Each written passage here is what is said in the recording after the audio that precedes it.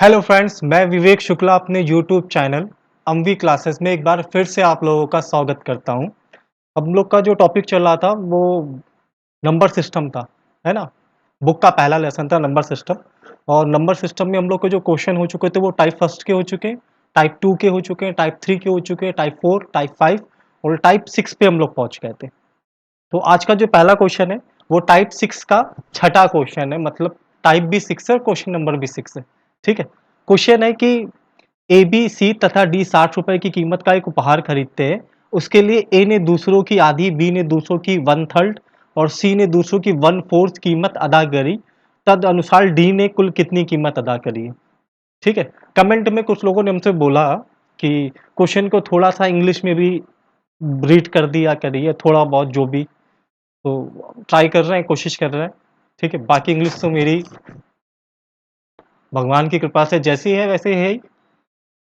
तो क्वेश्चन ये है कि एबीसीडी ना वो 60 रुपीज़ की कीमत का कोई भी गिफ्ट परचेज किया है और उसके लिए ए ने दूसरों का हाफ, बी ने दूसरों का वन थर्ड और सी ने दूसरों का वन फोर्थ पे किया है। तो इस कंडीशन में डी ने कुल कितनी कीमत अदा करी ये हमको बताना है। ठीक है। तो मेरे पास जो पहला ऑप्शन है, इस क्वेश्चन का जो पहला ऑप्शन है मेरे पास इसके आंसर के लिए, वो ऑप्शन है 16, 13, 14 और 15। ठीक है। पहला ऑप्शन जो है वो है 16, दूसरा है 13, फिर है 14 and the last one is 50। देखो, ए के लिए देखो यहाँ पे सवाल को गलत करने का अच्छा चांस है। ए ने दूसरों को आधा दिया, लड़का क्या करेगा? लड़का इसमें ये मिस्टेक कर सकता है कि वो 60 का 1/2 करके कह दे ए ने 30 रुपए दिए। ये मिस्टेक हो सकती है। ठीक है। ए ने दूसरों को आधा दिया तो 60 का वन हाफ लड़का कर दे। ये मिस्टेक हो सकती है जो हम लोग को करनी नहीं। सवाल में बोला ए ने दूसरों का आधा दिया है, ए ने दूसरों का आधा दिया, तो ये ए रहा। दूसरे कौन थे? दूसरे थे बी, सी और डी। इनका आधा दिया, मतलब ये लोग अगर 2 रुपए देंगे तो ए कितना देगा? ए देगा 1 रुपए। ठीक है। ये लोग अगर 2 देंगे तो ए देगा 1 रुपए, मतलब टोटल रुपए कितने हो गए? एक ए का, दो हिस्सा बी सी और डी का, तो टोटल रुपया हो गया 3। इसका मतलब ए ने कितना पे किया है? ए ने जो पे किया है वो 60 का वन थर्ड पे किया है। 60 का वन थर्ड पे किया है, वन हाफ नहीं किया, वन थर्ड पे किया। इसका मतलब ए ने कितना पे किया? 20 रुपीज। ये बात समझ में आई? सिमिलरली बी के लिए करेंगे कि बी ने दूसरों का एक तिहाई दिया था, बी ने दूसरों का एक तिहाई दिया था, तो इसको ऐसे ही यूज करेंगे कि बाकी लोगों ने, बाकी लोग कौन? ए, सी और डी। इन लोगों ने पे किया होगा 3, तो बी ने किया होगा 1, है ना? तो इसका मतलब ओवरऑल बी ने 3 और 1, 4 में से कितना पे किया है? 1। देखो, बी ने 1 पे किया, एसीडी ने 3 पे किया, मतलब टोटल पेमेंट कितने की हुई? 1 और 3, 4 की ना।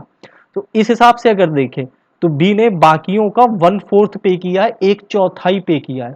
तो 60 का वन फोर्थ बी ने कितना पे किया होगा? 15 रुपए। ठीक है। ऐसे ही सवाल में सी के लिए बोला है कि सी ने दूसरों की एक चौथाई कीमत अदा करी। तो जैसे देखो, ए को किया था, जैसे बी को किया था, वैसे ही सी के लिए करेंगे।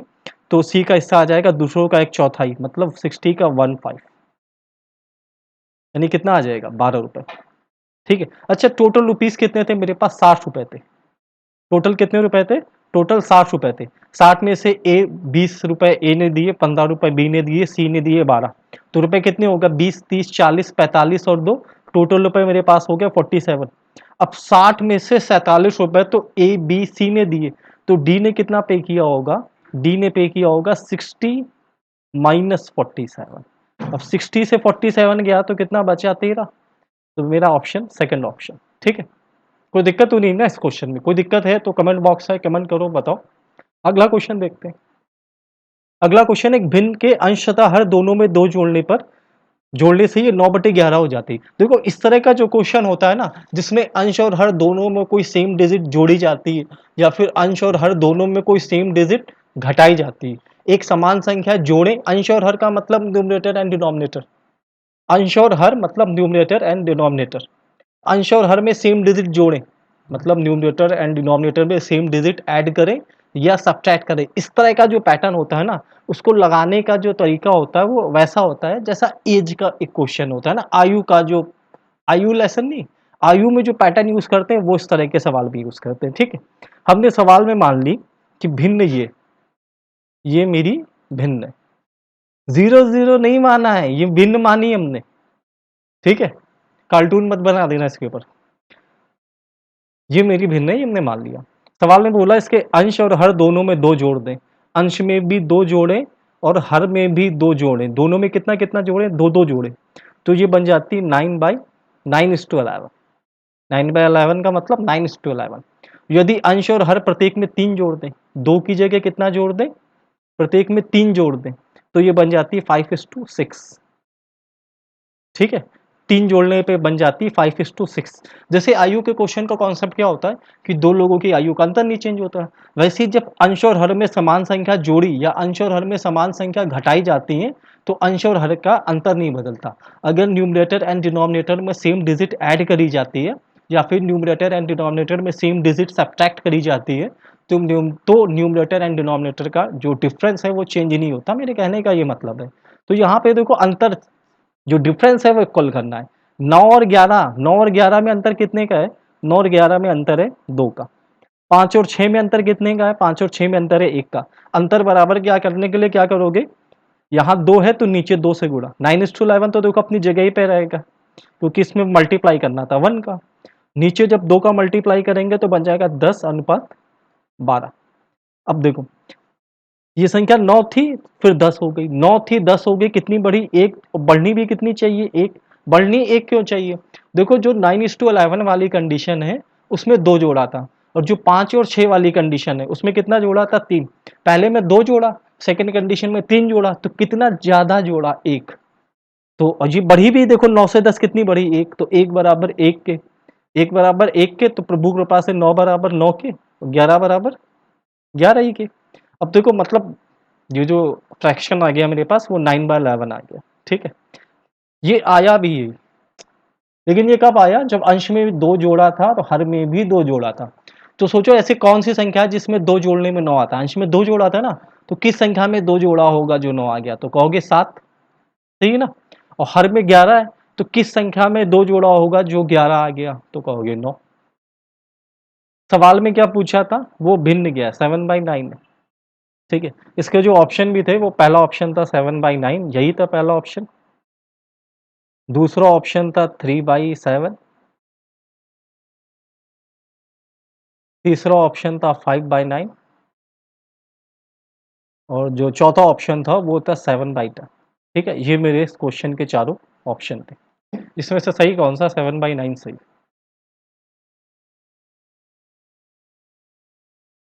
ठीक है, ऑप्शन से भी कर सकते थे इस क्वेश्चन को, कि सवाल में जैसे बोला था अंश और हर दोनों में दो दो जोड़ना था, तो 7 में 2 जोड़ा 9, 9 में 2 जोड़ा 11, और पता हो गया ये आंसर सही है। अच्छा, जो दूसरा ऑप्शन है 3/7, इसके अंश और हर में 2-2 जोड़ोगे तो 5/9 होगा, जबकि 2-2 जोड़ने में आना कितना? 9/11 आना है ना? तो दूसरा ऑप्शन इस तरीके से गलत हो जाएगा। ये भी मतलब ऑप्शन से भी करोगे तो बहुत ईज़िली हो जाएगा। तो ये सब जो हमने कैलकुलेशन किया ये सब भी नहीं करना पड़ेगा, है ना? ऑप्शन 7/9 है। और सवाल की पहली कंडीशन क्या है? अंश हर में 2 जोड़ोगे 9/11 होगा। देखो 7 में 2 जोड़ोगे 9 होगा, 9 में 2 जोड़ोगे 11 होगा, 9/11 आ तो जाएगा ना। तो ऑप्शन से करना ज़्यादा बेटर होगा इस क्वेश्चन को। हमने सॉल्व करके दिखा दिया। अगर क्वेश्चन एग्जाम में पूछे कि भिन्न क्या है और ऑप्शन में भिन्न दे रखी हो, तो सबसे अच्छा यही है कि ऑप्शन ही, है ना? पहले भी कई बार हमने बोला एग्जाम में सिर्फ एक ही बंदा हेल्प करने आता है, वो ऑप्शन। अगला क्वेश्चन, एक भिन्न का अंश उसके हर से 4 कम है। तो देखो इसको भी ऑप्शन से कर सकते हैं, पर हम पहले मेथड बता दे रहे हैं कि अगर करना हो तो कैसे करेंगे। काफ़ी यूनिक मेथड है, अच्छा मेथड है। शायद इससे पहले इस मेथड को आप लोगों ने ना भी पढ़ा हो। एक भिन्न का अंश उसके हर से 4 कम है। तो अंश हर से 4 कम है, कुछ भी मान लो, जो माना है, बस ऐसा मानो जिसमें अंश हर से 4 कम हो। हमने मान लिया 6/10। 6/10 माना, तो देखो अंश 6, हर 10, मतलब अंश यानी न्यूमरेटर 6 और हर मतलब डिनोमिनेटर 10 है। और देखो न्यूमरेटर डिनोमिनेटर से लेस देन 4 है, जो क्वेश्चन में बोला था। फिर सवाल में यदि अंश को 2 घटा दें, अगर 6 में 2 घटा दें तो कितना आएगा? 4। और हर को 1 बढ़ा दे, हर में 1 बढ़ा दे, 10 में 1 बढ़ा दे तो कितना आएगा? 11 आएगा।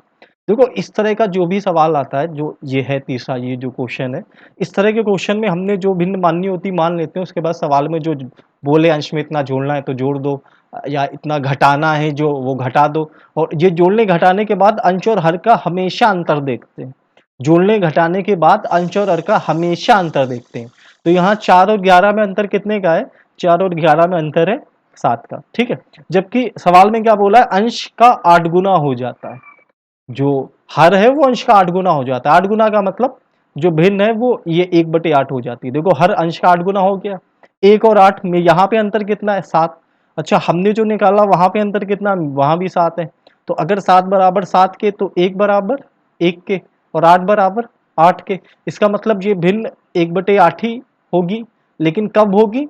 जब अंश को 2 घटा दिया जाए। ये भिन्न 1/8 होगी, लेकिन कब होगी?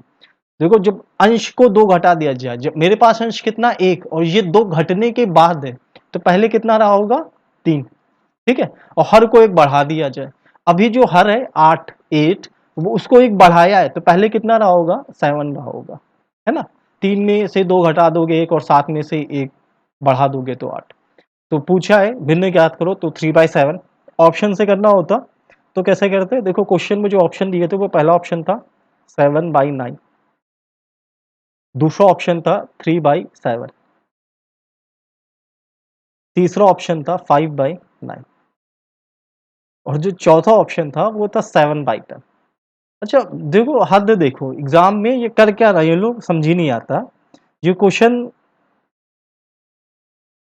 सीजीएल में आया था 2013 में, है ना। पता नहीं क्या ऑप्शन क्या सोच के इन लोगों ने दिए। सवाल में बोला कि अंश हर से 4 कम है। अच्छा यहाँ पे देखो, जो मेरा चौथा ऑप्शन है उसमें देखो, चौथा ऑप्शन 7/10 है और यहाँ पे 7 10 से कितना कम है? 3। जबकि सवाल में साफ साफ बोला था 4 कम है, मतलब ये वाला आंसर तो हो ही नहीं सकता। फिर 9/5 ये पॉसिबल है, इसमें 4 का अंतर है। फिर 3/7 ये भी पॉसिबल है। 9/7 2 का अंतर है, ये भी नहीं हो सकता। आंसर सिर्फ इन दोनों में से एक हो सकता था। फिर सवाल में बोला था कि अंश को 2 घटा दो। अच्छा 5 में से 2 घटाते, मान लो हम 5/9 को आंसर के रूप में मान के चल रहे हैं, है ना। हम सोच रहे हैं कि 5/9 से करके देखते हैं। अंश में 2 घटा देते 3 आता। फिर बोला क्या था कि हर में 1 बढ़ा दो, हर में 1 बढ़ा देते 10 आ जाता, 3/10 आता। जबकि यहाँ पे क्या आना था? यहाँ आना था 1/8, क्योंकि सवाल में बोला था ना हर अंश का 8 गुना हो जाएगा। तो ये भी गलत हो जाता, मतलब जो चौथा ऑप्शन बचा है 3/7 वो अपने आप सही हो जाता। या अगर इस ऑप्शन में तुम जो सवाल में जो बोल रहा है कि अंश में 2 घटा दो, हर में 1 जोड़ दो, तो भी करोगे तो भी 1/8 आ जाएगा। इसको ऑप्शन से भी कर लेते, बड़ी इजीली हो जाता, ठीक है। नहीं तो ये तरीका भिन्न। अच्छा 6/10 हमने मानी, अगर इसको किसी को कोई प्रॉब्लम है तो जो माना है वो मान लो। हमको भिन्न क्या मानी ये मतलब नहीं, बाद में अंश और हर न्यूमरेटर और डिनोमिनेटर में डिफरेंस कितने का क्रिएट होगा, ये मेरे मतलब की बात होती है, ठीक है। यहाँ पे भिन्न जो माना है मान लो, कुछ भी मान लो। 9/13, 4 का अंतर ही तो चाहिए ना। ऐसी संख्या ही तो चाहिए जिसमें हर 4 अधिक हो, जो माना है मान लो। बाद में क्या बोला था? अंश में 2 घटा दो। अच्छा 9 में 2 घटा देंगे 7, हर में 1 जोड़ दो, जोड़ दिया हो गया 14। 7 और 14 में अंतर 7, ये अंतर ही मेरे काम का था, है ना। ये जो अंतर हमने निकाला था ना, जो हम लोगों ने सॉल्व करके अंतर निकाला, वही मेरे काम का है। और इस तरह के सवाल में सिर्फ अंतर को कंपेयर करते हैं, सवाल में कितना है मेरे हिसाब से कितना है। फिर भी कोई दिक्कत हो तो आगे एक और क्वेश्चन इसी पैटर्न का है, मेरे हिसाब से उसको देखने के बाद इस पैटर्न में प्रॉब्लम आप लोग की फिनिश हो जाएगी। अगला क्वेश्चन है 1/20, 1/30, 1/, इनको जोड़ेंगे तो क्या आएगा? देखो ये क्वेश्चन सीरीज का है ना। वैसे मेरे हिसाब से क्वेश्चन सिंप्लीफिकेशन सरलीकरण में होना चाहिए, पर नंबर सिस्टम में ठीक है, देख लेते हैं। 1/20 प्लस 1/30 प्लस 1/42 और फिर सीधे आखिरी संख्या लिखते हैं, और आखिरी संख्या क्या है? आखिरी संख्या 1/90। देखो ये क्वेश्चन सीरीज का है ना। ये सीरीज है किसकी? जैसे 20, 1/20 है ना, 20 को क्या लिख सकते हो? 4 × 5। यहाँ पे 30 को क्या लिख सकते हो? 5 × 6। 42 को क्या लिख सकते हो? 6 × 7। 90 को क्या लिख सकते हो? 9 × 10 लिख सकते हैं ना। अब जैसे लिखा ये लिख गया 1/4 × 5, ठीक है। एक संख्या को हम सिर्फ हल करके दिखा रहे हैं, 1/20 लिखी। इसको ऐसे लिख सकते हैं ना, 1/4 - 1/5 लिख सकते हैं ना। देखो अगर 1/4 में 1/5 घटा देंगे तो वापस 1/20 आ जाएगा, इसको ऐसे लिख सकते हैं ना। जैसे मान लो लिखा हो, एग्जाम्पल दे रहे हैं, ठीक है। क्वेश्चन चलो 130 को देख ले रहे हैं। 1/30 था, इसको हम लोग लिख सकते थे क्या प्लस में 1/5 इंटू 6 लिख सकते थे। बाद में इसी को क्या लिख सकते थे 1/5 माइनस 1/6। जब इनको सब्ट्रैक्ट करते तो 1/30 ही आ जाता। जैसे मान लो लिखा है 1/2, तो यहाँ पे एग्जांपल देखो 1/2 मान लो लिखा है तो इसको लिख सकते हो 1/1 इंटू 2। बाद में इसी को सॉल्व जब करोगे, इसी को जब सॉल्व करोगे तो ऐसे लिख सकते हो 1 माइनस 1/2, है ना। जैसे लिखा है 1/6, 1/6 को क्या लिख सकते हो 1/2 इंटू 3। हाँ 6 ना, बटे में 6 बोला है ना, तो 6 को क्या लिख सकते हो 2 इंटू 3, 1/2 इंटू 3, 2 इंटू 3 को बाद में क्या लिख सकते हो 1/2 माइनस 1/3, वापस 1/6 आ जाएगा। ठीक है, फिलहाल ये क्वेश्चन सीरीज का है और सीरीज को हल करने का नियम होता है कि सिर्फ पहली संख्या और फिर सीधे आखिरी संख्या को देखते हैं। पहली संख्या और सीधे आखिरी संख्या को देखते हैं, और क्या देखते हैं सबसे बड़ी संख्या और सबसे छोटी संख्या को देखते हैं। सीरीज को सॉल्व करने का रूल होता है कि सिर्फ पहली संख्या और आखिरी संख्या देखते हैं, पहली संख्या आखिरी संख्या देखते हैं और इनमें सबसे बड़ी और सबसे छोटी संख्या देखते हैं, बाकी सबको छोड़ देते हैं। ठीक है, तो यहाँ पे जो आखिरी संख्या 1/9 90, यानी कि 1/9 इंटू 10। अब 9 इंटू 10 इसको रिप्रेजेंट कर रहे हैं ऐसे, तो इसको ये भी लिख सकते हैं 1/9 माइनस 1/10 लिख सकते हैं ना। अब मेरे पास पहली संख्या कौन सी थी, या ली थी 1/20 से थी ना, तो मेरी लिए जो पहली संख्या है वो 1/4 माइनस 1/5, और जो सीधे आखिरी संख्या है वो 1/9 माइनस 1/10। सबसे बड़ा कौन है, सबसे बड़ा 1/4, सबसे छोटा देखो इन चारों में देखना है, इन चारों में। ठीक है, हमको जो सबसे बड़ा छोटा देखना है वो इन चारों में देखना है, इसमें इसमें इसमें और इसमें, इन चारों में देखना है 1/4 1/5 1/9 1/10। सबसे बड़ा कौन है 1/4, सबसे छोटा कौन है, सबसे छोटा 1/10, और 1/10 से पहले चिन्ह का है माइनस का है तो घटा देंगे। ठीक है, 4 और 10 लासा हो गया 20, 4 से भाग किया 20 को तो 5, 10 से भाग किया 20 को तो 2, तो आंसर आ गया मेरा 3/20। बात समझ में आई। बाकी सीरीज का क्वेश्चन है, हमने यहाँ पे खाली सीरीज को हल करने के नियम बताए, सोल्यूशन सिर्फ इतना है, इसका एक लाइन का सोल्यूशन है कि 1/20 है, 1/20 को क्या लिख सकते हैं 1/4 इंटू 5। अब 1/4 इंटू 5 को क्या लिख सकते हैं 1/4 माइनस 1/5, 1/4 माइनस 1/5 हल करोगे वापस 1/20 आ जाएगा। आखिरी संख्या क्या थी, आखिरी संख्या थी 1/90, 90 को क्या लिख सकते हो 1/9 इंटू 10। अब 1/9 इंटू 10 को क्या लिख सकते हो, इसको लिख सकते हो 1/9, ये जो लिखा है इसको लिख सकते हो 1/9 माइनस का 1/10। ठीक है, अब सबसे बड़ा कौन है, सबसे बड़ा 1/4 है, सबसे छोटा कौन है 1/10 है, 1/10 से पहले चिन्ह का है माइनस का है तो घटा दिया तो 3/20 आंसर आ गया। ठीक है, कोई दिक्कत तो नहीं है ना इसमें।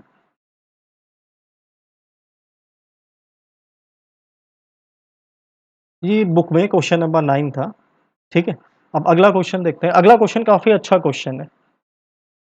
तीन भिन्नों का योग 2 सही 11/24 है। ठीक है, ये लिखा है 2 सही 11/24, तीन भिन्नों का योग 2 सही 11/24 है। सबसे बड़ी भिन्न को सबसे छोटे भिन्न से भाग देने पे 7/6 आता है, जो मध्य की भिन्न से 1/6 अधिक है। देखो तीन भिन्न ए बी सी हमने मान ली, हम देखो ए को सबसे बड़ी भिन्न बोल माने ले रहे हैं और सी को सबसे छोटी भिन्न माने ले रहे हैं। सबसे बड़ी भिन्न से जब सबसे छोटी भिन्न को भाग किया तो कितना आया 7/6, और इस 7/6 के बारे में सवाल में बोला है कि ये मध्य की भिन्न, मतलब जो बीच की संख्या है ना, देखो तीन संख्याएं हैं तो एक सबसे बड़ी होगी एक सबसे छोटी होगी, तो एक ऐसी होगी जो ना सबसे बड़ी ना सबसे छोटी, मतलब वो बीच की संख्या है। तो जो बीच की संख्या है मध्य की भिन्न है 7/6, जो मध्य भिन्न से 1/6 बड़ी है। ये जो 7/6 ना, ये मध्य भिन्न से 1/6 अधिक है। ठीक है, मध्य भिन्न से ये तो देखो a/c बराबर 7/6 आ गया, मतलब इसको हम ऐसे ही भी बोल सकते हैं कि पहली और आखिरी संख्या में 7 और 6 का अनुपात है। अब इस 7/6 को देखो दो बार यूज करना, एक बार तो अनुपात की तरह यूज करना जो हमने लिख दिया, 7 और 6 को दो बार यूज करना, एक बार अनुपात की तरह यूज करना जो हमने लिख दिया। दूसरी बार कैसे यूज करना है, दूसरी बार 7/6 को मध्य भिन्न, मध्य भिन्न मेरे पास कौन सी मध्य भिन्न, जो उसको हमने बी बोला था, मध्य भिन्न जिसको हमने बी बोला था ना, सवाल में क्या बोला है कि जो 7/6 वो मध्य भिन्न से 1/6 अधिक है, तो 7/6 में से 1/6 घटा दो, मध्य भिन्न मालूम हो जाएगी। मध्य भिन्न यानी कौन सी आ गई, मध्य भिन्न आ गई मेरी 5/6। अब तीनों संख्याओं का योग क्या था? तीनों संख्याओं का योग था कि 2 सही 11/24, यानी कि 24 दूना 48, 48 में 11 जोड़ा तो 59/24। तीनों संख्याएं कौन सी? ए प्लस प्लस 5/6 मध्य की बिंदु प्लस सी बराबर 59/24 आ गया। अब ये 5/6 उधर जाएगा, माइनस हो जाएगा, तो ए प्लस सी बराबर आ जाएगा 59/24 माइनस का 5/6। इसमें ऊपर नीचे 4 से हम गुणा करे दे दें, ठीक है। जैसे ही गुणा कर देंगे ये हो जाएगा 20/24 और 59 में से 20 गया तो बचा 39/24। ये किसका योग है? ये पहली और तीसरी संख्या, सबसे बड़ी और सबसे छोटी संख्या। और सबसे बड़ी और सबसे छोटी संख्या में रेशियो कितना था? 7 और 6 का रेशियो था। सबसे बड़ी और सबसे छोटे में रेशियो कितना था? 7 और 6 का। ये सवाल में खुद ही दिया है। तो पहले मतलब ए है 7, सी है 6, तो दोनों कितनी हो गई? 13। तो 13 बराबर 39/24 के। तो एक बराबर 3/24 के, सही ना? एक बराबर 3/24 के। और सवाल में लघुत्तम बिंदु पूछिए, तो 7 और 6 में लघुत्तम क्या है? 7 और 6 में लघुत्तम है 6, तो 6 बराबर, है ना? 6 बराबर हो जाएगा 3 इंटू 6/24। 6 से 24 4 बार में गया तो आंसर आएगा 3/4। मान लो सबसे बड़ी भिन्न पूछते तो 7 बराबर निकालते, हैं ना? अगर सबसे बड़ी भिन्न पूछते तो 7 बराबर निकालते। 7 बराबर कर देते 3/24 इंटू 7। 3 से 24 8 बार में चला आता और भिन्न मेरे पास आ जाती 7/8। अगर सबसे बड़ी भिन्न पूछते तो ये करना पड़ता, ठीक है। ये सबसे बड़ी भिन्न 7/8, सबसे छोटी भिन्न 3/4 और बीच की भिन्न क्या थी? बीच की भिन्न थी 5/6, है ना? ये सबसे बड़ी, ये वाली भिन्न बीच की, ये सबसे छोटी। सबसे छोटी भिन्न पूछी है तो 3, सबसे छोटी भिन्न पूछी है जो हल करने में आई है 3/4, तो 3/4 ही मेरा आंसर है। अगला क्वेश्चन देखते हैं। अगला क्वेश्चन है कि स्कूल ग्रुप में एक जैसी 3 बसें भाड़े पर लेता है। देखो एक जैसी 3 बसें भाड़े पर ले ली, ये हमने मान लिया 3 बसें, ठीक है। एक जैसी 3 बसें और 3 बसें भाड़े पे लेता है और 4/5 सीटें घेरता है। हमने अब मान लिया कि हर एक बस में 5-5 सीटें हैं, हर एक बस में 5-5 सीटें हैं और इनमें से ये 4-4 सीटें घेरता है। हर एक बस में 5-5 सीटें और इनमें से ये 4-4 सीटें घेरता है। मतलब हम कह सकते हैं 4-4-4 कि कुल बच्चे इस स्कूल में 12 होंगे और बच्चों के बैठने के लिए जो सीटें उपलब्ध है मेरे पास वो 15 होंगी। एक बस में 5 सीटें, इसमें भी 5 सीटें है ना, इसमें 5 सीट, हर एक बस में 5-5 सीटें है ना। तो इस वाली बस में 5 सीट, इस वाली बस में भी 5 सीट, इसमें भी 5 सीट, टोटल कितनी हो गई? 15 सीटें और टोटल बच्चे कितने? 12। फिर 1/4 यात्रियों के चले जाने के बाद देखो कुल यात्री कितने थे? 12। कुल यात्री 12 थे, इनमें से 1/4 चले गए। 12 का 1/4 क्या होता है? 3। 12 में 3 यात्री चले गए तो यात्री बचे कितने? 9। और ये गए किससे? एक बस से। एक बस से ये 3 यात्री चले गए, एक बस से 3 यात्री, 3 बच्चे चले गए, 3 बच्चे चले गए, एक बस भी चली गई, ठीक है। तो बसें बची 2। 2 बसों में सीटें कितनी होंगी? एक बस में 5 सीटें, एक बस में 5 सीटें, दोनों बसों में सीटें हो गई 10। बात समझ में आ रही है ना? तो 9/10 आंसर आएगा। अब जो शेष बच्चे हैं वो बोला ना, अब 2 बसों में घेरी गई सीटों का भिन्न क्या होगा? अब 2 बसों में सीटें हैं 10 और बैठने वाले हैं 9। फिर से बताएं, सवाल में था कि भाड़े पे 3 बसें ली और 4/5 सीटें घेरी। हमने मान लिया हर एक बस में 5-5-5 सीटें और हर एक बस में 4-4-4 बच्चा बैठना चाहिए, तो यानी कि 15 सीटें और 12 बच्चे बैठना चाहिए। फिर सवाल में क्या बोला कि 1/4 बच्चे पहली बस में चले गए, तो कुल बच्चे थे 12, कुल बच्चे थे 12 और 12 का 1/4 पहली बस में बच्चे कितने गए? 12 का 1/4 पहली बस में बच्चे कितने गए? पहली बस में बच्चे गए 3। अब 3 बच्चे चले गए 12 में से तो बच्चे बचे 9 और एक बस चली गई। 3 बच्चे चले गए पहली बस में, है ना? 12 बच्चे थे, 3 चले गए, बच्चे बचे 9। एक बस चली गई, 3 बसें थी, 2 बसें चली, वो एक बस चली गई तो बस बची 2। एक बस में 5 बच्चे हैं तो 2 बसों में नहीं, एक बस में 5 सीटें तो 2 बसों में सीटें 10। तो घेरी गई सीटों की संख्या 9/10 हो जाएगी। अगला क्वेश्चन देखते हैं। एक भिन्न अपने व्युत्क्रम के 2 गुने से 7/15 अधिक है, भिन्न क्या है? देखो इस सवाल का जुगाड़ पूरे यूट्यूब में ढूंढ लेना अगर किसी ने हमसे अच्छा बनाया हो। ये मेरा ओपन चैलेंज है। यूट्यूब में पढ़ा रहे हैं सभी मैथमेटिशियंस के लिए कि जो जुगाड़ हम बताएंगे इससे अच्छा पूरे यूट्यूब में कोई मैथमेटिशियन बता दे। एक भिन्न अपने व्युत्क्रम के 2 गुने से 7/15 अधिक है तो भिन्न क्या है? देखो एक नॉर्मल लड़का या एक नॉर्मल टीचर इसको ऐसे ही सॉल्व कराएगा कि भिन्न मान लो a, इसका व्युत्क्रम हो गया 1/a, 2 गुना बोला है तो इसमें इंटू 2 भी कर दो और 7/15 अधिक है। इसको हल करवाएगा वो, ठीक है? ये तो हम करवाने से रहे। हमने ऐसा सवाल शायद पहले भी बोला, हमने बोला इस तरह के क्वेश्चनों को ऑप्शन से करना चाहिए। जो ऑप्शन से नहीं भी करना है, ऑप्शन से नहीं भी करना तो कैसे करना वो भी हम बताएँगे। तो वीडियो को देखते रहो, ठीक है? इसके जो ऑप्शन थे पहले तो देखो हम एक बार ऑप्शन से बता रहे हैं फिर बिना ऑप्शन के भी बताएँगे। इसका जो ऑप्शन है वो है 3/5। दूसरा ऑप्शन है 5/3। फिर है 3/4। फिर है 4/3। अब ऑप्शन में भी ऐसा नहीं कि बस भेड़ बकरियों की तरह ऑप्शन उठा के रखने लगे ना, उसमें भी दिमाग लगाना है अगर ऑप्शन से हल करना है तो। क्या बोला? एक भिन्न अपने व्युत्क्रम के 2 गुने से बड़ी है। 7/15 वाली उस पे ध्यान मत दो। एक भिन्न जो है वो अपने व्युत्क्रम के दुगुने से भी बड़ी है, ये बोला है। अच्छा देखो, पहला ऑप्शन है 3/5 है, तो दूसरा दे दिया 5/3, ये दोनों एक दूसरे के व्युत्क्रम ही तो है। फिर 3/4 दिया तो 4/3 भी दिया।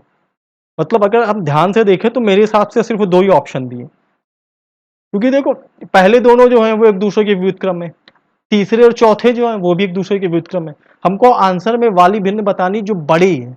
तो देखो 3/5 और 5/3 इन दोनों में बड़ा कौन है? इन दोनों में 5/3 बड़ा है। इन दोनों में बड़ा कौन है? 4/3 बड़ा है। इसका मतलब 3/5 और 3/4 तो आंसर हो ही नहीं सकते। आंसर होगा या तो 5/3 और 5/3 नहीं हुआ तो आंसर होगा 4/3।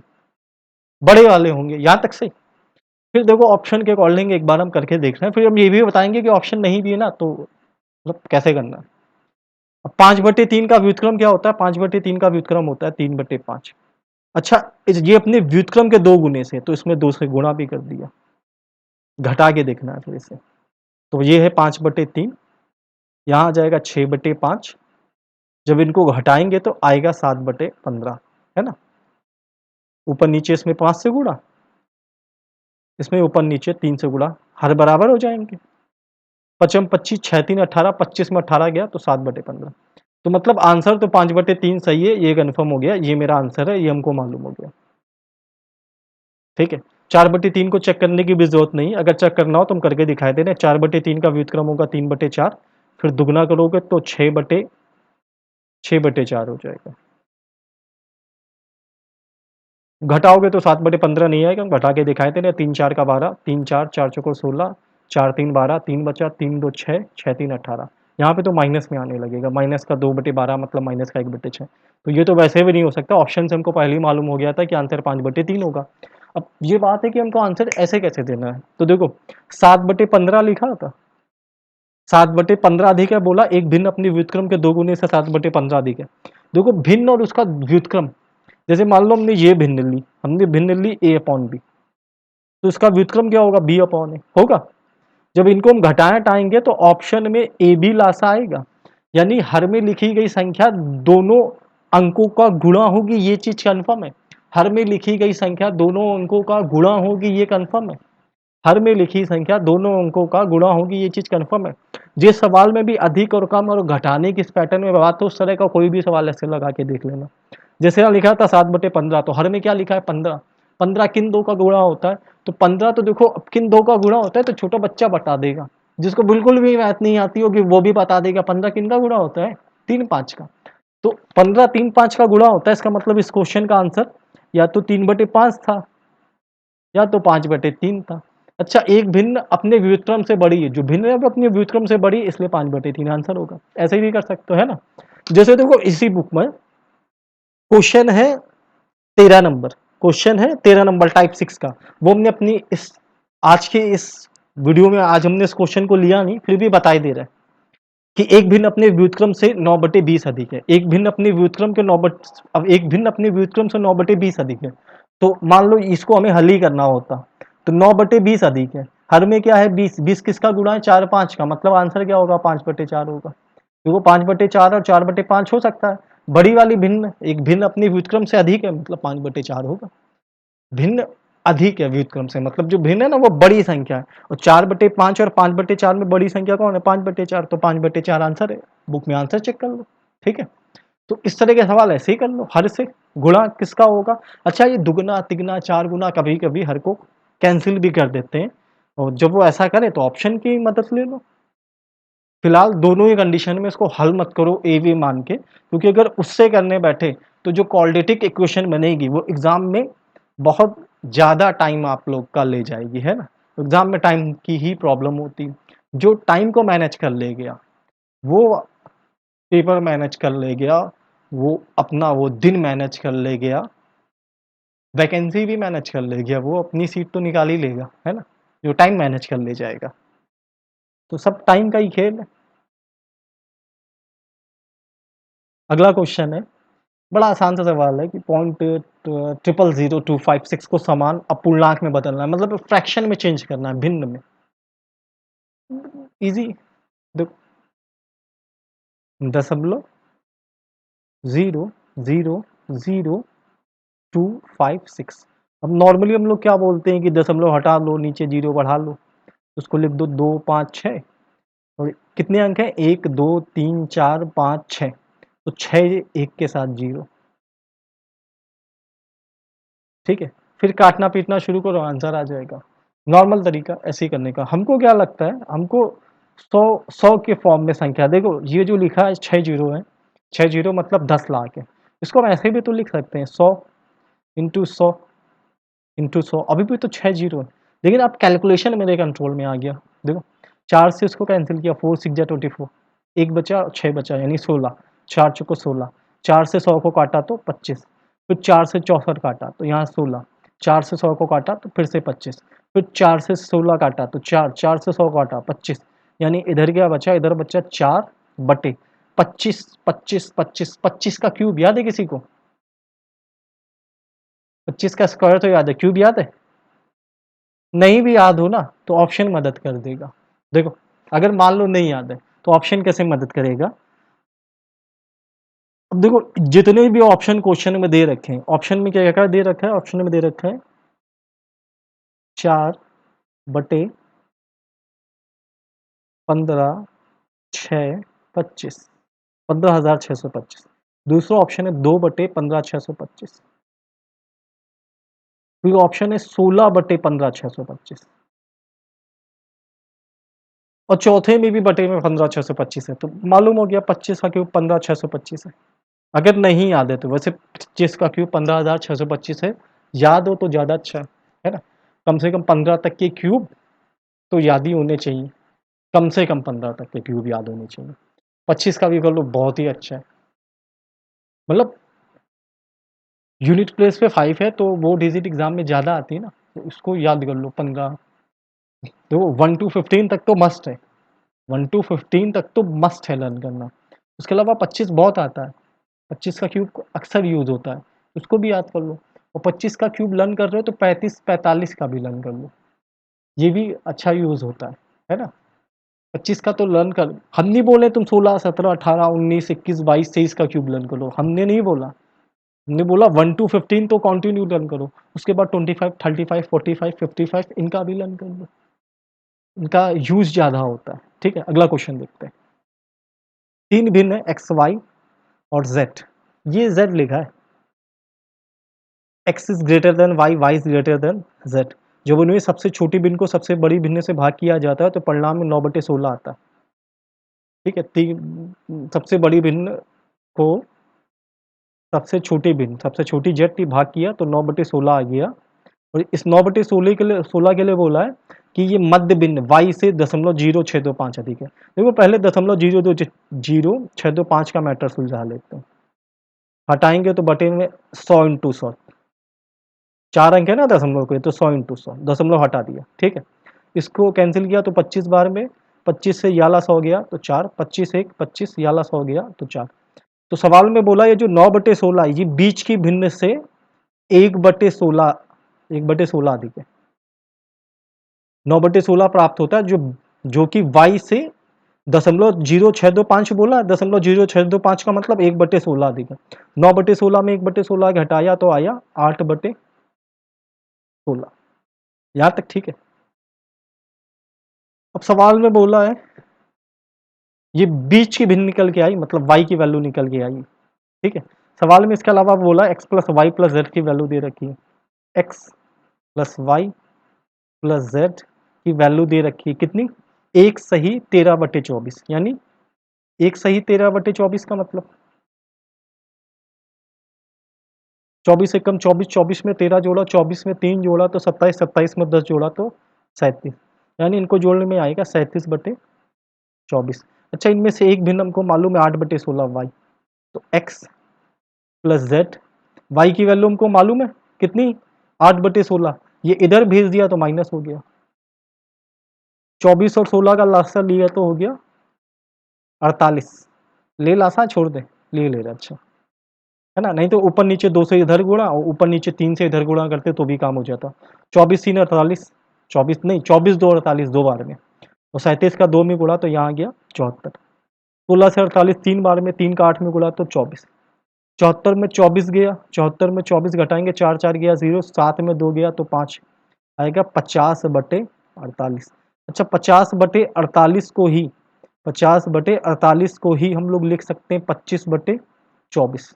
तो यही मेरा आंसर है, यही पूछा था कि x प्लस जेड की वैल्यू क्या होगी, यही पूछा है, शेष दोनों भिन्नों का योग है ना, तो ये 25/24 ही आंसर होगा। ऐसा एक और क्वेश्चन आज ही की क्लास में, आज ही के इस वीडियो में हम लोगों ने सॉल्व भी किया था। इसके ऑप्शन, ठीक है, तीसरा ऑप्शन था 25/24, है ना, थर्ड ऑप्शन था। अब जो टाइप 6 है वो इसी क्वेश्चन के साथ फिनिश है, टाइप 7 पे चलते हैं, आखिरी टाइप है ना, लास्ट टाइप है इस लेसन का, यानी आज की क्लास के साथ नंबर सिस्टम हम लोगों का फिनिश। अभी आप लोगों को कोई सवाल पूछने तो वो कमेंट बॉक्स में कमेंट करके पूछ लो, या फिर मेरा व्हाट्सअप नंबर पे व्हाट्सअप मैसेज कर दो, मेरा नंबर 6307679954। ये क्वेश्चन है किसी संख्या को 0.72 से गुणा करने की बजाय, मतलब एक लड़के को मल्टीप्लाई करना था 0.72 से, पर उसने बाई मिस्टेक मल्टीप्लाई कर दिया 7.2 से, तो उसका उत्तर सही उत्तर से 2592 अधिक हो गया, 2592 ज़्यादा आ गया उसका आंसर। तो वो संख्या क्या थी जिसमें गुणा करना था, ठीक है। इसमें एक्स मानो, मानना हो मान लो, नहीं मानना हो ना मान लो, कोई फ़र्क नहीं है, माने ले रहे हैं मानने पे भी कोई फ़र्क नहीं, हमने मान लिया जिसमें गुणा करना था वो थी एक्स संख्या। अच्छा, 0.72 से करना था, मतलब रिजल्टेंट वैल्यू आनी थी 0.72 एक्स, पर उसने गलती से गुणा 7.2 में कर दिया तो रिजल्टेंट वैल्यू आ गई 7.2 एक्स। तो 7.2 एक्स माइनस का 0.72 एक्स, जब इन दोनों को घटाओगे तो कितना आएगा, देखो 7.2,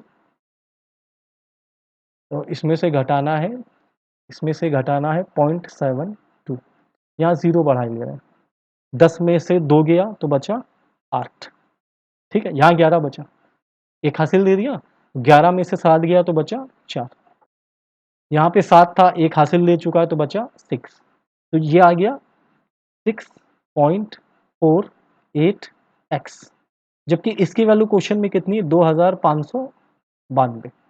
तो एक्स बराबर क्या हो जाएगा, एक्स बराबर हो जाएगा 2592 अपॉन 6.48, ठीक है। अब ये दशमलव हटाओगे तो ऊपर इंटू क्या करना पड़ेगा 100, ये दशमलव हटा है खाली, इसको कोई डिजिट मत पढ़ लेना, 648 है खाली, 648 वन जा और 648 फोर जा, अब 4 का 100 में गुणा तो आंसर आ गया 400, ठीक है। एक्स मानो नहीं मानो इस क्वेश्चन में कोई फर्क नहीं, सीधे इनको घटा के कर लो ऐसे ही, 6.48 बराबर 2592 के, तो एक बराबर क्या होगा, एक बराबर 400 होगा, तो इस क्वेश्चन का आंसर भी कितना आएगा, इस क्वेश्चन का आंसर आएगा 400, ठीक है, कोई दिक्कत तो नहीं ना। अगला क्वेश्चन देखते हैं। अगला क्वेश्चन है 20 ओवर के एक मैच में उसे जीतने के लिए जरूरी रनों की दर 7.2 है। 7.2 की दर से रन बनाओ, मैच जीत जाओ। 20-20 मैच है, मतलब टोटल जो टारगेट है वो कितने का होगा, एक ओवर में 7.2 रन बनाने हैं, तो 20 ओवर में रन बनाने होंगे। 72 दूना कितना होता है, 72 दूना 144 होता है। अच्छा, ये टीम जो बैटिंग कर रही है इसने 15वें ओवर तक मैच खेल लिया और सिर्फ 6 की दर से रन बनाए। 15 ओवर तक मैं बैटिंग करी और 6 की दर से रन बनाए। इसका मतलब इन लोगों ने 15 इंटू 6 रन कितने बनाए, 90 बनाने। जीतने के लिए 144 और 90 बनाए, मतलब कितने और बनाने, 54 रन और बनाने। ठीक है, 15 ओवर का मैच हो चुका है, तो मैच बचा है 5 ओवर का। 5 ओवर में 54 बनाने, तो एक ओवर में इनको कितना स्ट्राइक रेट, मतलब किस स्ट्राइक रेट से बैटिंग करनी होगी, वो स्ट्राइक रेट बोल रहे हैं, रन रेट से बैटिंग करनी होगी 10.8, 10.8 रन प्रति ओवर की इन्हें आवश्यकता है। स्ट्राइक रेट तो बैट्समैन का होता है, बाय मिस्टेक मुंह से निकल गया। ठीक है, और क्वेश्चन में जो ऑप्शन थे वो थे 1.2 and the second one is 13.2,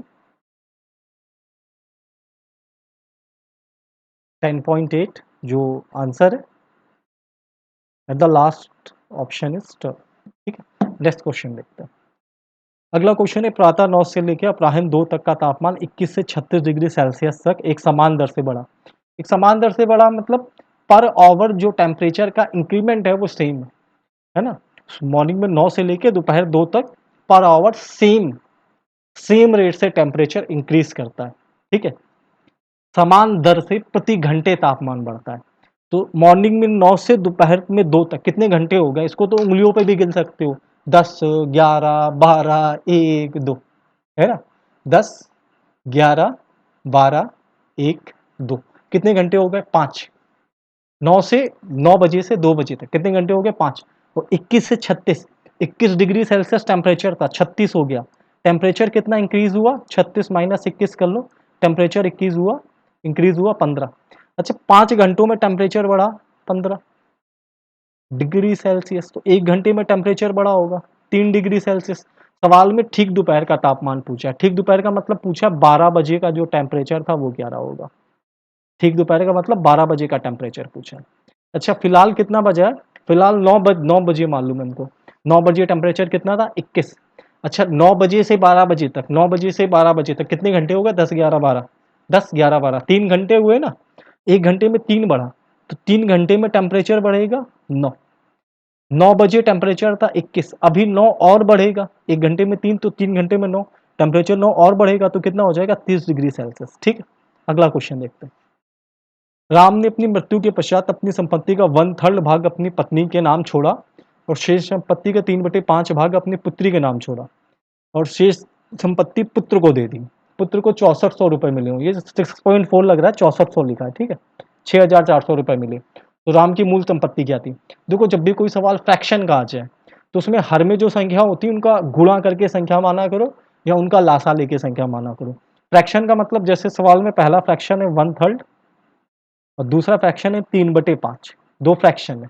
तो इनके हर डिनोमिनेटर का लासा मतलब एलसीएम या डिनोमिनेटर का मल्टीप्लाई करके डिजिट मानी जाती है। ठीक है, तो 3 और 5 का मल्टीप्लाई कर लिया हमने, मान लिया राम के पास कुल 15 रुपए थे। बोलो यहाँ तक कोई दिक्कत, 3 5 का गुणा करके हमने मान लिया राम के पास जो कुल संपत्ति है ना वो 15 रुपए हमने मान लिया। राम ने 1/3 अपनी पत्नी को दिया। अच्छा, 15 का 1/3 क्या होता है, 15 का 1/3 क्या होता है, 15 का 1/3 होता है 5। तो उसने 15 में से 5 रुपए अपनी पत्नी को दे दिए। 15 में से 5 दे दिए तो शेष कितने बचे, 15 में 5 दे दिए तो शेष बचे 10, और इसका 3/5 भाग उसने पुत्री को दे दिया। 3/5 पुत्री को दिया मतलब पुत्री को कितने रुपए दिए, 6। 6 रुपए पुत्री को दे दिए, 5 और 6 11 रुपए दे डाले। 5 रुपए पत्नी को दे दिए, 6 रुपए पुत्री को दे दिए, 11 रुपए दे दिए, 15 में 11 दे दिए, तो रुपए उसके पास कितने बचे, 4।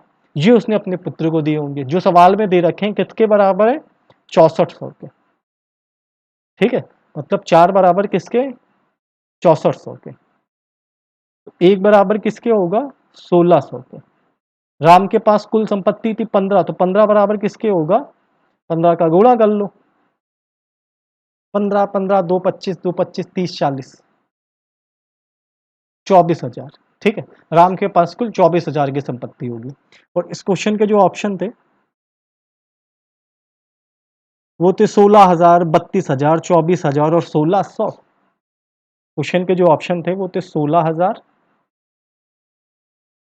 ठीक है, 24,000, 30 है, 32,000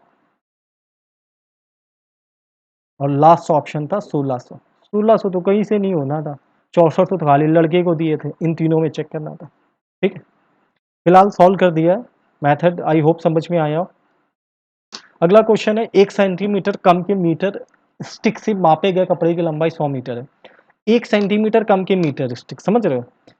एक मीटर का जो पैमाना होता है ना, स्केल, उसमें 1 सेंटीमीटर कम है। मतलब समझ रहे हो कहने का मतलब ये है, देखो नॉर्मली क्या होता है, नॉर्मली होता है कि 1 मीटर जब कोई चीज़ हम लोग नापते हैं तो वो 100 सेंटीमीटर के इक्वल होता है। नॉर्मल क्या होता है, जो हम लोग 1 मीटर कोई चीज़ नापते हैं तो वो इक्वल होता है 100 सेंटीमीटर के। पर यहाँ 1 सेंटीमीटर कम है, मतलब यहाँ पे गोलमाल चल रहा है ना, गोलमाल है सवाल में। यहाँ पे ये किसके इक्वल है, 1 सेंटीमीटर कम है तो 99 सेंटीमीटर के। मतलब अगर 1 मीटर कपड़ा नापोगे तो 99 सेंटीमीटर होगा, और यहाँ पे नाप दिया है 100 मीटर। 100 मीटर किसके इक्वल होगा, 100 मीटर इक्वल होगा, 100 से गुणा कर दो 1 मीटर 99 के, तो 100 बराबर 99 100 सेंटीमीटर के। सेंटीमीटर में है तो 99, 100 मीटर में होता तो 99 मीटर होता। ठीक है, मतलब जो अगर इस पैमाने से हम किसी को 100 मीटर कपड़ा देंगे तो वास्तव में कितना दिया, वास्तव में सिर्फ 99 100 सेंटीमीटर दिया, ये कहो, या ये कहो कि 99 मीटर दिया, मतलब 1 मीटर का सामने वाले का चूना लगा है सवाल में। ठीक है, अगला क्वेश्चन देखो।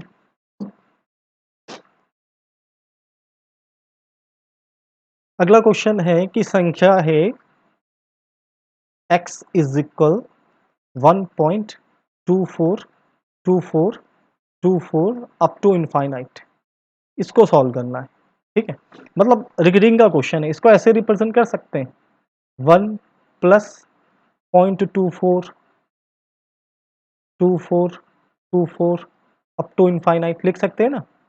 रिकरिंग को हल करने का नियम क्या होता है कि जितने अंकों की रिकरिंग हो, देखो इसको ऐसे लिख सकते हैं, 0.2424 को ऐसे लिख सकते हैं ना, 0.24 की रिकरिंग, 0.24 की रिकरिंग। हमने पहले ही बताया था रिकरिंग को या तो ऐसे रिप्रेजेंट करते हैं, या तो रिकरिंग का ये सिंबल ऐसे, ठीक है, मतलब ऐसे ऊपर पॉइंट लगा के, ये या ये जैसे भी वो रिप्रेजेंट करना हो। तो रिकरिंग का क्या नियम होता है, जितने अंकों की रिकरिंग होती है हर में उतने 9 लिखे जाते हैं, जितने अंकों की रिकरिंग होती है हर में उतने 9 लिखे जाते हैं। ठीक है, यहाँ पे कितने अंकों की रिकरिंग है, 2। 24 में 2 ही अंक तो है ना, एक अंक है 2, दूसरा अंक है 4। तो इसको क्या लिख सकते हैं, 1+24 अपॉन उतने ही 9 लिखते हैं तो 99। अब इसको 3 से दोनों संख्याएं कटती हैं, 3 8 24 और ये 33 जा, तो इसको क्या लिख सकते हैं, 1+8/33। अब 33 में 1 का गुणा, 33 में 8 जोड़ा तो आ गया 41/33। और सवाल में क्या बोला था, सवाल में बोला था कि इसको P अपॉन Q के रूप में लिखना, यानी P अपॉन Q की वैल्यू होगी 41/33। मतलब P की वैल्यू होगी 41 और Q की वैल्यू होगी 33। तो P प्लस Q की वैल्यू क्या होगी, P प्लस Q की वैल्यू हो जाएगी 41+33। 41+33 अपने क्या होता है, 40 में 30 जोड़ा 70, 3 जोड़ा 73, 1 जोड़ा 74, तो इस क्वेश्चन का आंसर भी आएगा 74। ठीक है, कोई दिक्कत नहीं होगी। रिकरिंग का नियम क्या होता है, जितने अंकों पे रिकरिंग हो हर में उतने 9 लिखते हैं। दूसरा नियम क्या होता है, दशमलव के बाद और रिकरिंग से पहले जितने अंक होते हैं हर में उतने शून्य लिखते हैं। और तीसरा और आखिरी नियम क्या होता है, मूल संख्या में उस संख्या को घटा देते हैं जिसमें रिकरिंग नहीं होती। लेकिन रिकरिंग होती कहाँ है, रिकरिंग होती दशमलव के बाद। ठीक है, जहाँ डेसिमल है वहीं रिकरिंग होगी, ये नहीं कि कुछ भी लिख दो कह दो रिकरिंग हो रही है। अगला क्वेश्चन है, निम्नलिखित समीकरण में f का अधिकतम मान क्या होगा। देखो जोड़ना है 5E9 2F8 ये G है, 0 नहीं है, ठीक है, 3G और 7 है। जब इन तीनों को जोड़ा तो जोड़ने में आया 4, 1, 1 और 1। इस कंडीशन में हमको बताना एफ की मैक्सिमम वैल्यू। तो अच्छा, इनको नॉर्मल एक बार जोड़ के देखते हैं। 9, 8, 17, 17 में 7 जोड़ा 24, 24 का 4 लिखा, 2 हासिल। अब 2 में यहाँ ऐसा क्या जोड़ा कि 1 आ गया, तो 2 में ऐसा क्या जोड़ोगे कि 1 आ जाए, तो 2 में क्या जोड़ें कि 1 आ जाए, तो भाई कोई भी बता देगा 2 में 9 जोड़ दो, 9 जोड़ोगे तो 11 का 1 आ जाएगा और 1 हासिल चला जाएगा, है ना। यानी कि E प्लस एफ प्लस जी इनका मान 100% 9 है। इसका मान 9 है, E प्लस एफ प्लस जी, इनका मान कितना है, इनका मान 9 है। तो देखो 1 हासिल चला जाएगा, तो ये 5 और 1 6, 6 और 2 8, 8 और 3 11, सेट हो जाएगा क्वेश्चन। तो E प्लस एफ प्लस जी की वैल्यू 9 है। अब हमको क्या चाहिए, एफ की मैक्सिमम वैल्यू। एफ की मैक्सिमम वैल्यू तभी होगी जब ये दोनों लोग 0 0, ये दोनों लोग को 0 0 कर दो, एफ की वैल्यू मैक्सिमम हो जाएगी। मैक्सिमम कितना हो जाएगी, एफ की वैल्यू 9। बात समझ में आई। अगर तीन संख्या मान लो, तो कोई भी तीन संख्या a प्लस बी प्लस सी बराबर 20 है, और हमसे कोई कहते सी की मैक्सिमम वैल्यू बताओ क्या होगी, तो मैक्सिमम वैल्यू बताने के लिए बाकी को 0 कर दो, a और b को 0 कर दो, सी की मैक्सिमम वैल्यू 20 ही होगी। अगर a प्लस बी प्लस सी बराबर 20, a प्लस बी प्लस सी बराबर जी 20, है ना। तीन संख्या ए बी सी, समय इनका 20, सी की मैक्सिमम वैल्यू 20 होगी, बाकी को 0 कर दो। तो वही सवाल यहाँ पे भी है, एफ की मैक्सिमम वैल्यू क्या होगी, 9 होगी। क्वेश्चन में देखो 9 कौन से नंबर पे है, 9 जो है वो दूसरा ऑप्शन है। ठीक है, इस क्वेश्चन के जो ऑप्शन थे वो थे 8, 9, 7, 5। 8 था, 9 था, 7 था, 5 था, जिसमें सही कौन है, 9 सही है। अगला क्वेश्चन है, एक लड़का 1 से 10 तक की सभी प्राकृतिक संख्याओं को जोड़ता है, लेकिन वह एक संख्या को 2 बार जोड़ देता है। 2 नहीं जोड़ता है, 2 बार जोड़ देता है, जिसके कारण योग 58 आ जाता है। वो कौन सी संख्या है। देखो 1 से 10 तक का संख्याओं का योग क्या होता है निकाल लो। ठीक है, एन तक की देखो फॉर्मूला होता है ना, 1 plus 2 plus 3 plus dot dot dot n. N तक की संख्याओं के योग का फॉर्मूला क्या होता है, एन, एन प्लस 1 बाई 2 होता है। इसी फॉर्मूले से हम निकाले ले रहे हैं कि 10 तक की संख्याओं का योग क्या होगा, तो 10 एन प्लस 1 मतलब 10 प्लस 1, 10 प्लस 1 अपने यहाँ होता है 11/2, कितना आ जाएगा 55। मेरे हिसाब से योग आया 55, पर इस लड़के ने निकाला था कितना, इस लड़के ने निकाला था 58। अच्छा, लड़के ने निकाला 58, मेरे हिसाब से होता है 55, तो कितने का अंतर, अच्छा ठीक है, कितने का अंतर हो गया लड़के का और अपने कैलकुलेशन में, कितने का अंतर हो गया, 3 का। यानी उसने 3 को ही 2 बार जोड़ा होगा, है ना। मेरे हिसाब से योग होता है 1 से लेकर 10 तक की संख्याओं का कितना होता है 55। मेरे हिसाब से, क्या आपके हिसाब से, सबके हिसाब से यही होगा। और उस लड़के ने बेचारे ने कितना निकाल दिया योग, 58। तो 58 से 55 कितना अधिक है, 3 अधिक है, मतलब उसने 3 को ही 2 बार जोड़ा होगा। अगला क्वेश्चन है, अंडे के एक टोकरे में हर 25 अंडों में से एक अंडा सड़ा है, और 8 में से 5 सड़े अंडे अनुपयोगी हैं, और टोकरी में कुल 10 व्यर्थ अंडे हैं। देखो 8 में अनुपयोगी मतलब व्यर्थ अंडे कितने, 5, और टोकरी में कुल व्यर्थ अंडे कितने, 10। 8 में से 5 मतलब जो 8 सड़े हुए अंडे थे उनमें से 5 बेकार है, बिल्कुल ही बेकार है। यहाँ बिल्कुल बेकार कितने, 10।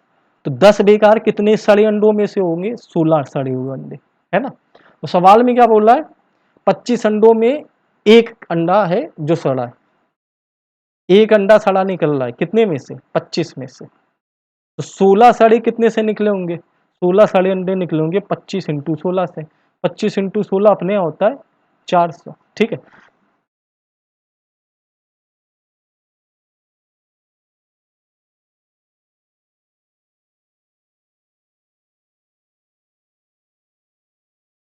अगला क्वेश्चन देखते हैं। इस क्वेश्चन के जो ऑप्शन थे वो थे 380,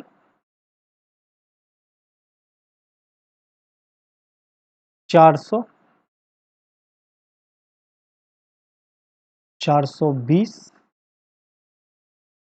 और था 440, ये चारों इसके ऑप्शन थे। अगला क्वेश्चन है कि गुणनफल 5786 इंटू 5784 को एक पूर्ण वर्ग मतलब कंप्लीट स्क्वायर डिजिट बनाने के लिए सबसे छोटा अंक कौन सा जोड़ना होगा। ठीक है, तो देखो सबसे पहले इनके नेचर को देखो, 5786 इंटू क्या है, इंटू 5784। इनमें क्या जोड़ें कि पूर्ण वर्ग हो जाए। इनका नेचर कैसा है, इनका नेचर है सम संख्याओं का, इनकी प्रकृति कैसी, सम। और कैसी सम, क्रमागत सम। तो देखो एक नियम होता है, मालूम होगा शायद, कि दो क्रमागत सम या विषम संख्याओं के गुणनफल में एक जोड़ने पे हमेशा पूर्ण वर्ग बनता है ना। दो क्रमागत सम अथवा विषम संख्याओं के गुणनफल में एक जोड़ने पे हमेशा पूर्ण वर्ग बनता है। मतलब टू कॉन्जिक्यूटिव इवन या ऑड नंबर के प्रोडक्ट में वन ऐड करने पे कंप्लीट स्क्वायर डिजिट बनती है। जस्ट एग्जांपल जैसे हम कह सकते, देखो जैसे 6 इंटू 4, 6 इंटू 4 क्रमागत सम संख्या है, इनका गुणा कितना, 24।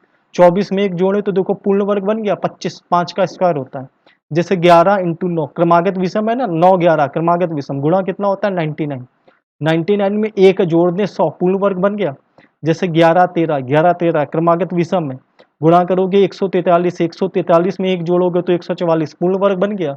तो 5786 और 5784 क्रमागत सम संख्याएं, तो इनमें क्या जोड़े कि पूर्ण वर्ग हो जाए, तो कह दो एक जोड़ दो भैया पूर्ण वर्ग हो जाएगा, है ना। क्या जोड़ दे, सिर्फ एक जोड़ दो पूर्ण वर्ग हो जाएगा। ठीक है, आसान है। अगला क्वेश्चन देखते हैं। वे संख्या ज्ञात करो जो 39 से जितना अधिक है 79 से उतनी ही कम। 79 से उतनी ही कम मतलब 39 से जितनी बड़ी 79 से उतनी कम। तो जब भी इस तरह का सवाल आता है जिसमें एक संख्या एक से जितनी अधिक हो दूसरी से उतनी ही कम, तो संख्या बताने के लिए बस जोड़ के आधा कर देते हैं। 39 से देखो ये संख्या जितनी अधिक थी 79 से उतनी कम, तो संख्या क्या होगी, इन दोनों को जोड़ लो और आधा कर दो। ठीक है, 70 30 100 9 9 18, तो यानी क्या हो गया 118/2। 118 को 2 से भाग करोगे तो भाई 59 आ जाएगा, है ना। आसान था बिल्कुल। तो आज की ये क्वेश्चन की सीरीज बस यहीं तक। ठीक है, वीडियो वीडियो लाइक अच्छे लग रहे हो, पढ़ने में मज़ा आ रहा हो, समझ में आ रहा हो, अच्छा समझ में आ रहा हो, कुछ नया सीखने को, नए पैटर्न कुछ जानने को मिल रहे हो, और सवाल कुछ आसानी से हल हो पा रहे हो मेरे कारण, तो मेरे वीडियो को अधिक से अधिक शेयर करो, है ना। लाइक करो, अच्छे अच्छे कमेंट करो। ठीक है, फिर मिलते हैं। जय हिंद, जय भारत।